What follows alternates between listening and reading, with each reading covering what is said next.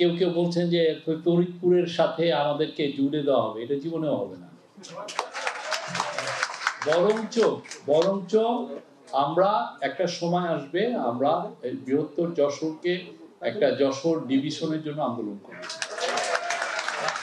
যদি ধরেন নোয়াখালী কুমিল্লা হয়, তাদের থেকে আমরা কম কিসে, ঠিক না?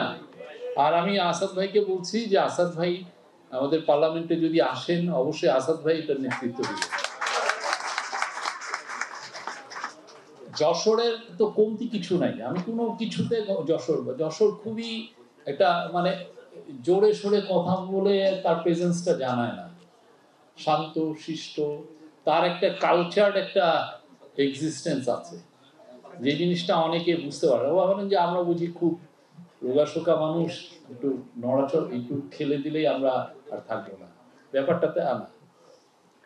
আমি সমিতির বিষয়ে একটা বিষয় আমি সমিতিকে অনুরোধ করব, একটা বিষয় আপনারা খেয়াল রাখবেন। আমাদের যে পরিবারটা এখন পুরো পৃথিবীতে ছড়িয়ে গেছে, কেউ সুইডেনে আছেন, কেউ নিউ ইয়র্কে আছেন, কেউ সেই কানাডায় আছেন, কেউ সেই আলাস্কার আনকোরেজে আছেন। আমাদের একটা জিনিস নাই, সেটা যে কোনো দেশের বাইরের দেশের সমিতিগুলোতে আমরা দেখি যে কেউ যদি মারা যায় বা কারো যদি একটা জন্ম হয়, ইদানিং তো জন্ম হওয়াটাও একটা বড় ঘটনা। আগে আমরা 7-8 ভাই ছিলাম, এখন একটা বাচ্চা দুটো নিতে গেলে অনেক হাঁপিয়ে যায়। তো যদি মারা যায় কেউ, এই সমিতিতে আমরা সবাই ফান্ডিং করে একটা জিনিস করি, যে এটার জন্য নোটিশটা হয়, খুব দরকার। আমার কোন ভাই কোথায় যে মেরিল্যান্ডে আছেন, ওইখানে উনি মারা গেলেন, কোথায় উনি সমাহিত হলেন, ওনার সাথে আমাদের একটা সম্পর্ক ছিল। এই জিনিসগুলো বাইরে আমি দেখেছি প্রত্যেকটা সমিতি এই কাজটা খুব, নিউ সাউথ ওয়েলস সমিতি বা সিডনির একটা ছোট একটা শহরের সমিতি, তারা এই কাজগুলো করেন। এটা সমিতি তো অনেক পলিটিক্যাল এক্সিস্টেন্সের বিষয় না, এটা পলিটিক্যাল কাজগুলো করেও না, এটার কাজটা অনেক সোশ্যাল মানবিক কাজ। তা আমরা কে কোথায় আছি, আমি যশোর মাগুরার চৌগাছি গ্রামের শফিকুল আলম ওইখানে আছেন, ওই ইয়েতে আমরা আমাদের অ্যাচিভমেন্টের কথা যেমন বলি যে না উনি সেক্রেটারি হয়েছেন, উনি মন্ত্রী হয়েছেন, উনি নির্বাচন কমিশনার হয়েছেন, সেগুলো তো আমরা অবশ্যই বলবো, ওগুলা যেন পোস্টিং হয়।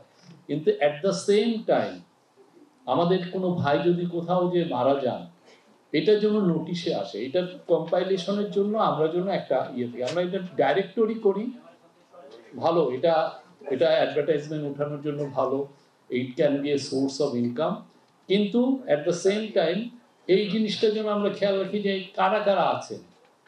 আমার কোন ভাইটা সেই 96 বছর বয়সে হয়তো বা আমাদের যশোরের খুবই কৃতি একজন সন্তান নিউ ইয়র্কের কোনো এক ওল্ড হোমে মারা গেছে, আমি জানিও না ওনার যে কৃতি, আমি জানিও না।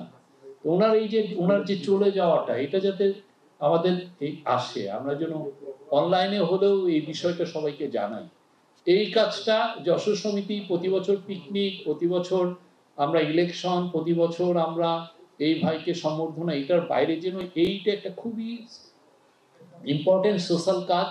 আমরা সবাই ডিসইউনাইটেড হয়ে যাচ্ছি, আমরা দূরে সরে যাচ্ছি, আমাদের সেই আগের সে ফ্যামিলি বন্ধনও নাই।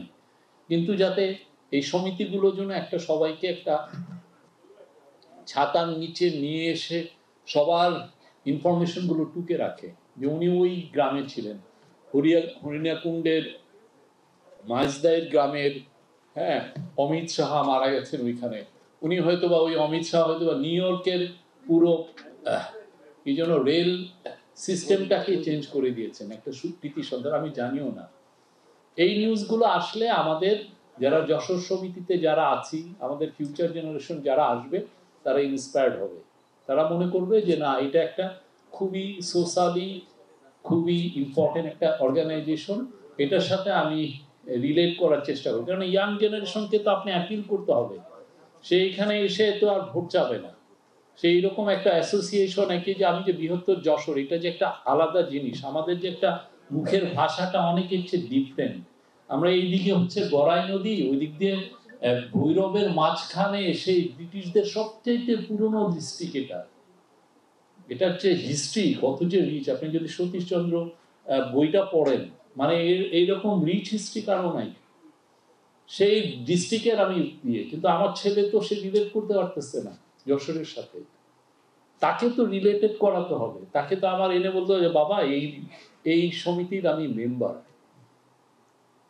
এদের এর কাজটা হলো এই, আমি যদি মারা যাই কোথাও, তুমি এই সমিতিতে এদেরকে জানায় রেখো যে আমার আব্বা এখানে মারা গেছে।